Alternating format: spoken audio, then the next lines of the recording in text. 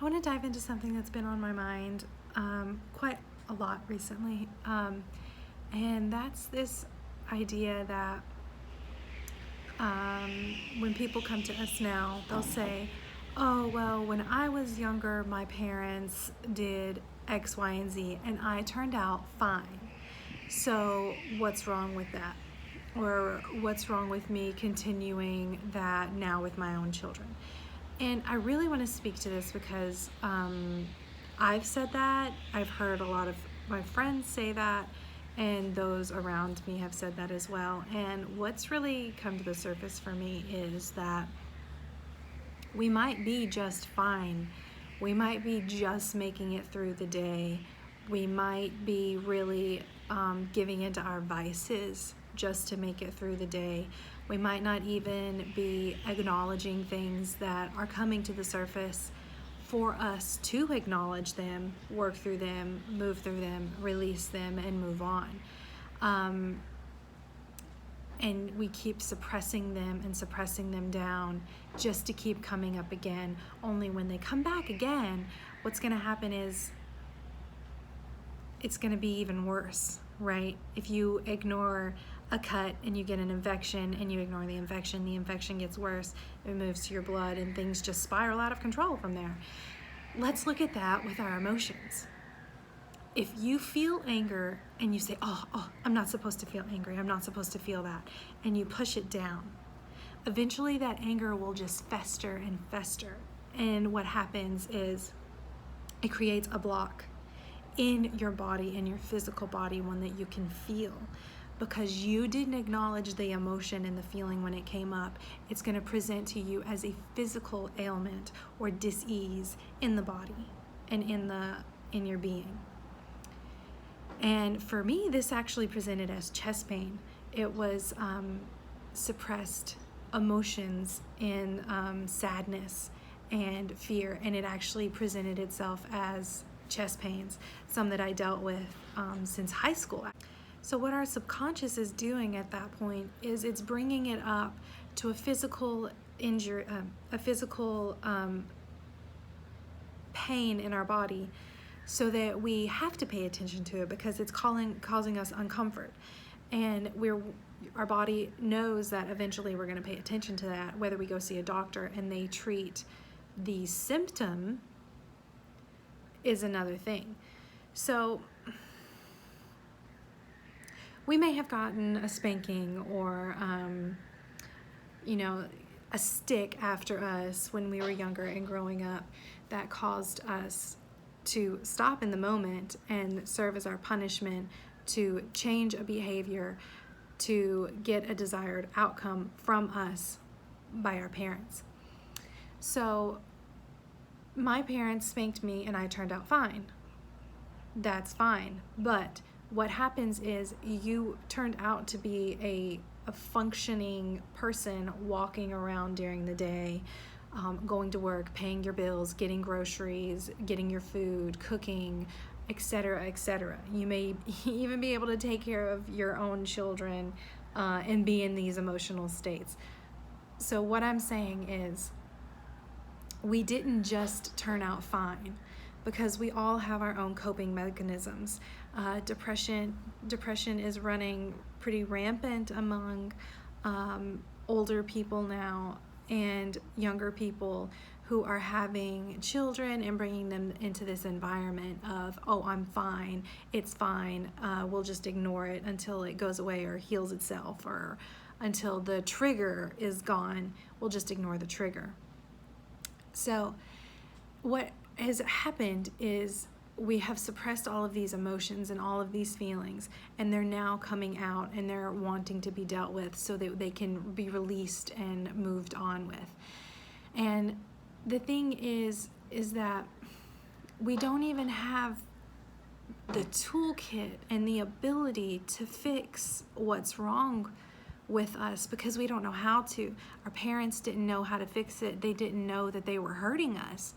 And now we're kind of stuck in this place of, I want to heal, but I don't know how. I don't even know where to start. And the place where everyone really kind of starts is with boundaries. You have to have boundaries. Otherwise, you don't know where you start and another person begins. You don't know what emotion is yours and what isn't. You don't know what you're allowed to feel or what you're supposed to feel or anything like that. You're just so overwhelmed by everything and everyone around you. So we're here in this place trying to heal, and what we have to do is we really have to stop and go back to the time when we needed ourselves the most. Whether you were 5 or whether you were 12 or 15, it doesn't matter. You really go into meditation and you just sit there and you ask to meet your own inner child. You ask to meet your own self. And the age and the child, the being of yourself that comes and presents itself to you is the age and the time when you needed yourself the most, or you needed your parent the most, or you needed a loving energy, an accepting energy, a comforting energy the most. And that's what you give to yourself now. So if you're 5 and you just needed somebody to play with you and listen and be there with you, then you're 5 and you show up once a month, twice a month, a week, every week. It doesn't matter. It's your schedule. It's when you decide to check in and be there for you. Then you sit with that 5-year-old self and you draw with them. You play a game with them. It doesn't matter what you do, if you just talk, if you just sit, if you lay on the grass and look up at the clouds and see what you can see in the shapes of the clouds. That's what you needed then. If you were 12 and you needed somebody to horse around with you, to really tease you, to have that kind of brother or sister energy that you were lacking, you give that to yourself now. It doesn't matter what you need. It's the fact that you're showing up consistently for yourself and giving yourself the attention and the love that you needed, the nurturing that you needed the most. You're not abandoning yourself anymore. We're not going to be walking around with these giant wounds, whether you have a story attached to it or not. An absent mother, toxic father, absent, it doesn't matter.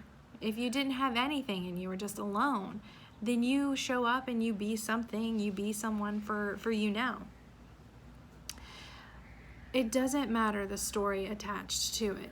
You just have to be what you need now the most. And eventually you will see how those emotions really played into your everyday life, whether you realize it or not. It's probably a lot of unconscious activities and triggers that were showing up with this behavior. So you just have to work through that, and you'll see the positive change and outcome on the other side of it. I'm just so upset and overhearing, my parents did this, so it's fine if I do it because I turned out fine. I don't want my kids to be fine. I want them to be happy. I want them to be joyful. I want them to know love, to know acceptance. I want them to feel completely accepted, completely loved. A love without conditions, unconditional love. It doesn't matter what you do. It doesn't matter if you wreck the car or if you color on the walls. You're not loved any less because of your behavior or because of something that you did. It is unconditional love, love without conditions. You're always going to love them. You're always going to be there. And that's all that matters. None of us are fine unless you've done the work and you're just, really good. You're on the up and up.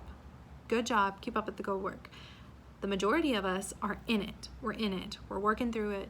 We're finding what's wrong with us, what our triggers are, what we missed when we were younger, and we're giving ourselves that now. We are changing the way we all walk around and interact in this world, and it's a beautiful thing. I love all of the growth that I see every day around me. It's absolutely beautiful. I just want everyone to be aware and really pay attention to what's going on and start showing up for yourself. Not only yourself now, your 30-year-old self now, but show up for the 5-year-old self inside of you also. Show up, do the work, see what's coming up, acknowledge it, love it, and release it, and move on, and be free to live your life and look at things a new way. And slowly we will start seeing less and less of our triggers show up in our everyday activities. It's going to be so nice when everyone is doing their own work, that we're not just walking around unconscious and lashing out because we were lashed out against when we were little. It's not going to be like that anymore. It's going to be nice. So I hope that you guys really got my message in this video. It's something that it's really been coming up, and I've really been passionate about it. You know, we all have our vices, whether it's depression, alcoholism, whether it's substance abuse, or eating, overeating, undereating, binge eating, everything. We all have our own vices that we're working through, and it's not bad. We shouldn't be ashamed of them. Everyone has something, right? It's acknowledging them and working through them, and really holding space for yourself to heal now and back then. Through all space and time, we're healing everything for the better. Thank you for listening.